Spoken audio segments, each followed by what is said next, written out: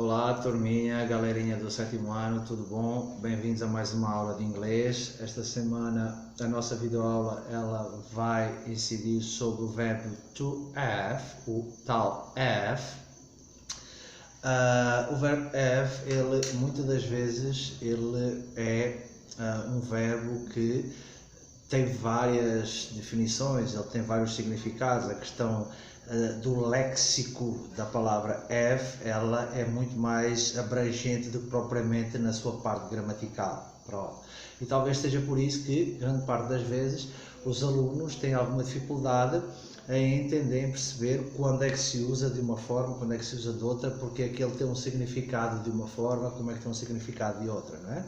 Bom, eu hoje não vou tratar do léxico, não é isso. Esta aula hoje é para a parte gramatical, que é aquela que me interessa neste momento, até porque nós vamos ter tempo de trabalhar o léxico do have, do verbo to have, porque dependendo do contexto ele vai ter um significado diferente, sendo que aquele que me interessa neste momento que vocês entendam é que o verbo to have é o verbo ter de posse, ok? Eu digo assim, I have two houses, eu tenho duas casas, ok? É de posse, então é isto que me interessa neste momento. Bom, além da questão lexical, na gramática existe outra questão que às vezes faz alguma confusão.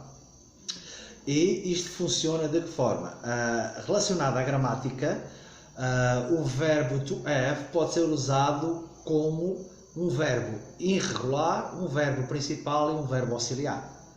E então isto às vezes causa alguma estranheza e causa alguma confusão para saber quando se deve usar. Eu vou deixar a questão do have como auxiliar, ok? Porque também é uma coisa que neste momento não interessa para o conteúdo que nós estamos a preparar.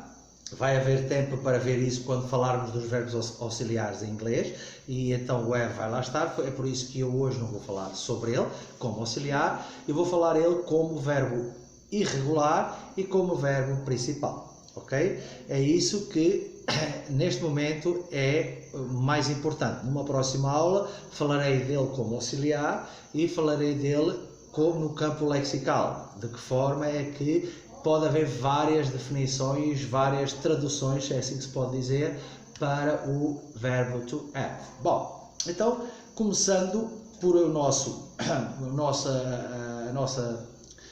nosso motivo de estar aqui hoje, é o verbo to have.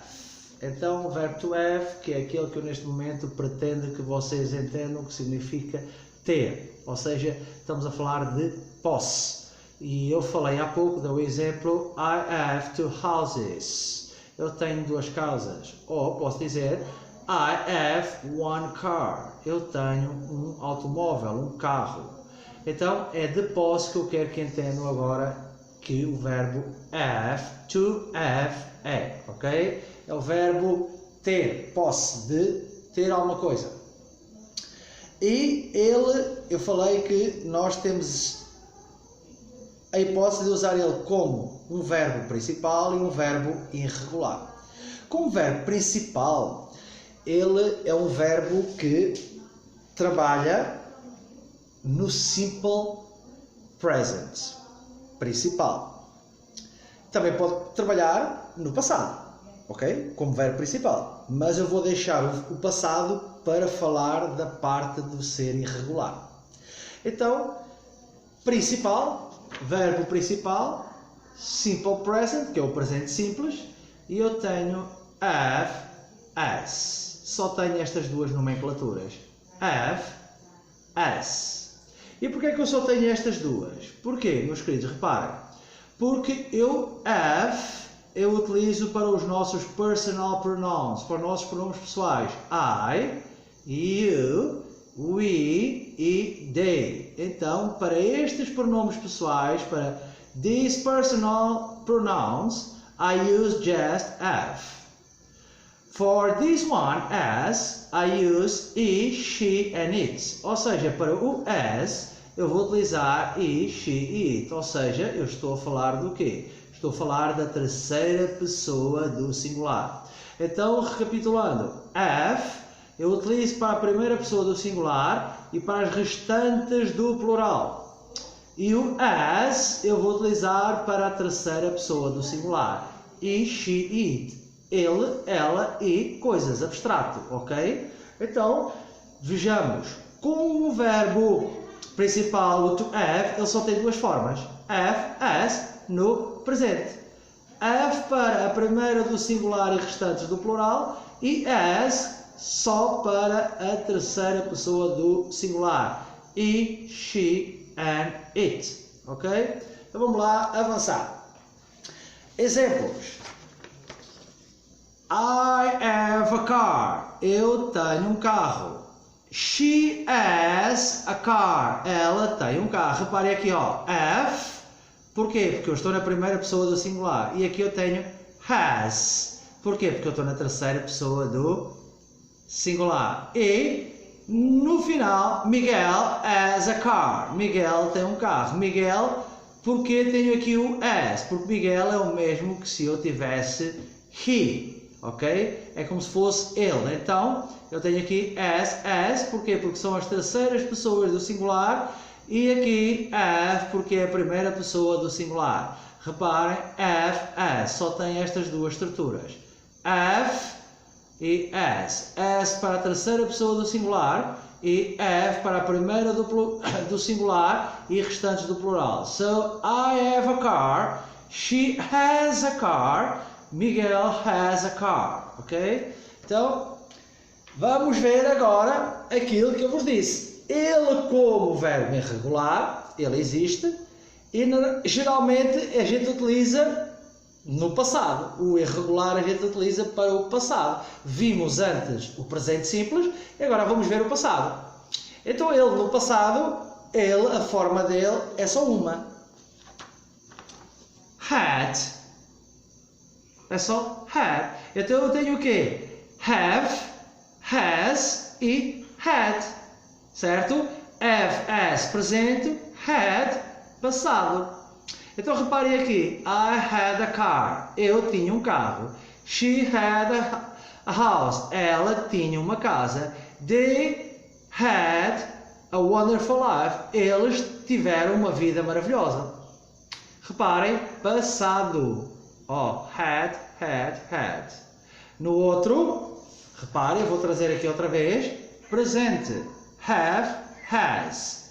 Se reparem, aqui eu tenho duas nomenclaturas, have e has. Neste, seja o singular ou seja o plural, a nomenclatura é a mesma. Had. Ok? É exatamente igual. Aqui não muda consoante o sujeito. Pode ser a primeira pessoa do singular, pode ser a terceira do singular ou pode ser a última do plural. Não interessa, não interfere, porque o verbo é sempre igual para qualquer sujeito. Had. Isto é utilizando ele no passado e na função de verbo irregular. Ok, meus queridos? E volto a mostrar mais uma vez. Ele como verbo principal, mas no presente, no simple present. Aqui eu já tenho duas nomenclaturas, have e as. De que forma isso funciona? Lembram-se, e eu vou mostrar mais uma vez, have para I, you, we, they, e as para he, she e it. Ok? Bom, meus queridos, eu espero que tenham entendido, espero que tenham compreendido. É bastante fácil, é bem tranquilo.